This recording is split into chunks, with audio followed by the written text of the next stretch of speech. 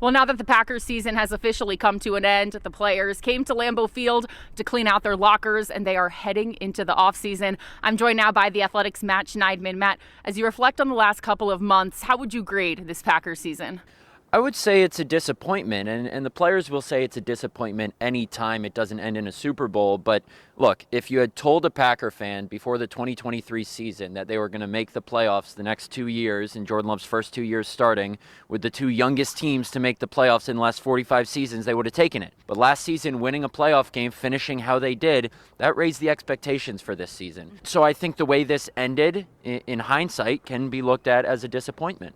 You said last night after the game that the way the season ended should be no surprise. Why do you think that head coach Matt LaFleur and this team just couldn't get it done in big-time games? Yeah, well, it's the slow starts and the self-inflicted wounds, and Matt LaFleur said last night that that'll be a great reflection point for this offseason since they clearly weren't able to figure it out during the season.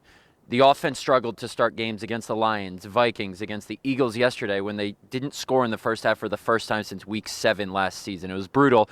And then the self-inflicted wounds, the penalties, the drops all season, the interceptions, the unnecessary roughness penalties. They had 2 more last night. So just a lot of stuff that the Packers couldn't get fixed to get out of their own way. One change that we're going to see is a new Packers president with Ed Policy coming in. How do you think his approach might change, especially in regards to coaches or the front office? That's a good question. You know, a lot of people out there want Matt LaFleur and Brian Gutekunst fired right now.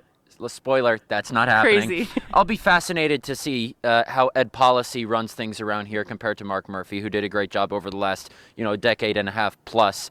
I don't have a great answer for you on that, but I'm interested to see how Ed kind of handles things. Yeah, well, some other questions that the Packers are going to have this offseason is going to be with the cornerback position, the receiver room, and the Packers pass rush. What do you think the Packers need to address in the coming months ahead of next season? You tweeted a little bit ago about Jair Alexander. He doesn't know if he's going to be back. Keyshawn Nixon says he wants to be cornerback number 1. Mm-hmm. That needs to be an area they address early in the draft. Mm-hmm. Edge rusher, that pass rush was inconsistent this year. They need a guy. I know they have Rashawn Gary, makes $24 million a year. They need a disruptor on the edge, in addition to Gary and some of the other role players they have. And then at wide receiver, Christian Watson's going to miss a chunk of next season, recovering from that torn ACL. It might be time for them to get a bona fide number 1 guy. Yeah, it's going to be interesting to see how this all plays out the next couple of months. But, Matt, we appreciate all of your time this season. And for now, reporting from Lambeau Field, Kelly Hallinan, NBC 26 Sports.